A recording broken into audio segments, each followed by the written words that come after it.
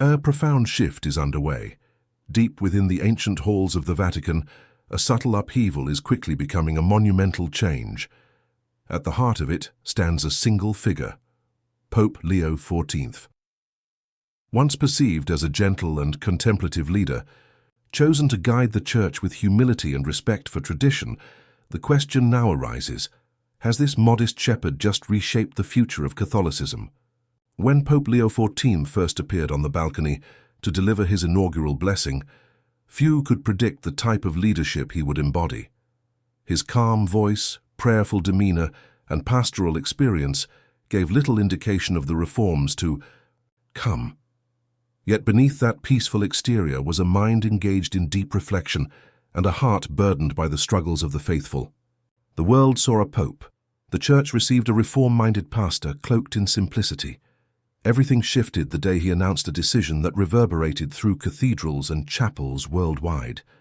Without prior notice, Pope Leo XIV declared the nullification of a long-standing Vatican ruling, one that had stood firm for decades, possibly centuries.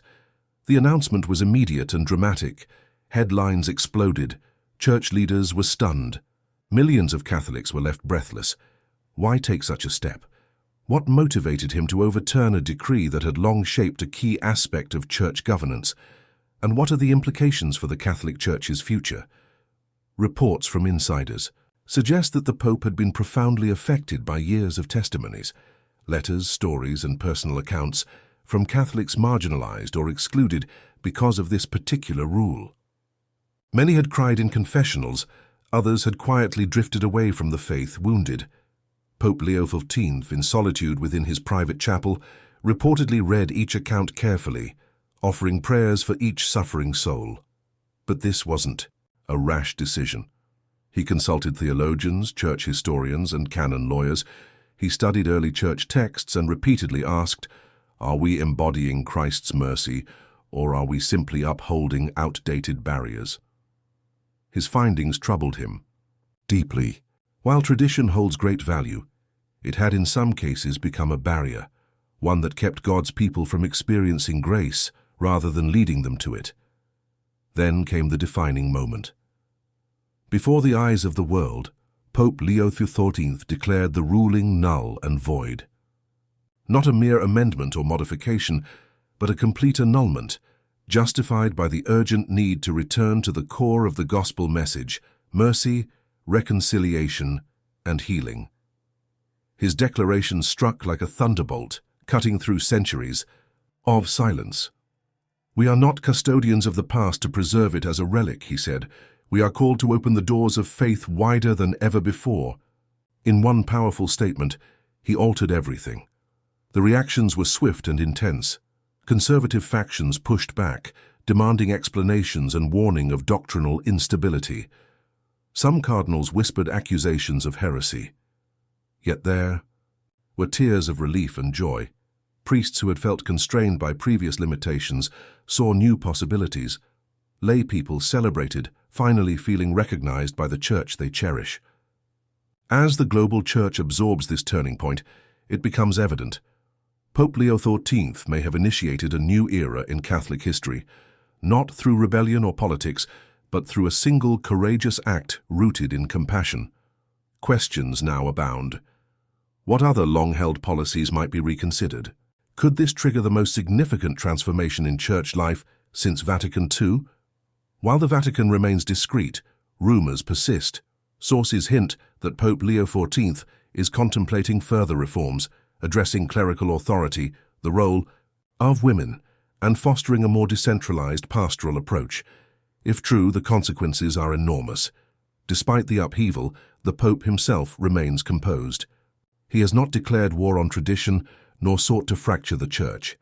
Rather, he aims to restore the Church to its origin, Jesus Christ, a Christ who dined with sinners, forgave outcasts, and challenged rigid legalism with love. This is why many believe Pope Leo XIV has not merely altered one ruling, but may have permanently changed what it means to be Catholic today. So we ask again, has Pope Leo XIV rewritten the future of the Catholic Church? If so, we are witnessing a moment that will resonate across generations. a moment when faith took a daring step forward, with love lighting the way. As the initial shock fades, it becomes clear that Pope Leo XIV's decision is more than a historical event. It is a summons for the entire Church to rethink its identity and mission. Centuries-old traditions that have shaped Catholic life are being viewed through a fresh perspective, one that values inclusion and mercy over strict rules. Believers around the world are now sharing their experiences more openly than ever.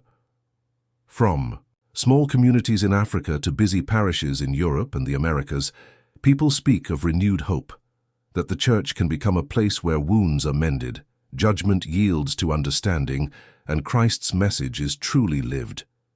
Yet this moment also brings difficult challenges. How will bishops respond? Will they embrace this spirit of renewal or resist it? Will seminaries adapt to train priests for this new pastoral reality? And most importantly, how will lay people, the foundation of the Church, receive this transformation? The tension is undeniable. Some fear that without firm boundaries, confusion will spread. Others worry that the Church's unity will break under the strain of competing views. But Pope Leo XIV's message has always balanced caution with hope.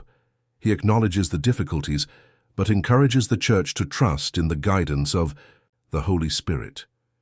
In recent speeches, he has called for prayer and open dialogue, reminding Catholics that the Church's strength lies not in rigid decrees, but in its living, dynamic community. "We walk together," he said, "and though the path is uncertain, our goal remains the same, to share Christ's love with everyone." Behind closed doors, the Vatican is preparing a special synod, inviting voices from every corner of the world to discuss the Church's future direction. This gathering promises to be unprecedented, reflecting Pope Leo XIV's vision of a listening and compassionate Church. The global community watches intently. Scholars, theologians, politicians, and believers alike are grappling with the full significance of this shift. For some, it marks the Church finally confronting modern realities. For others, it seems like a departure from sacred tradition. Yet amidst the debate, one truth stands out. Pope Leo XIV's bold move has sparked a dialogue that will shape Catholicism for decades. Whether it results in renewal, division, or both, it is a moment demanding serious attention and thoughtful reflection. As this new chapter unfolds, we must ask ourselves, what does it mean to follow a faith that evolves? How can the Church stay true to its roots while responding to contemporary needs? And above all, how can each of us live the Gospel's call to love and mercy?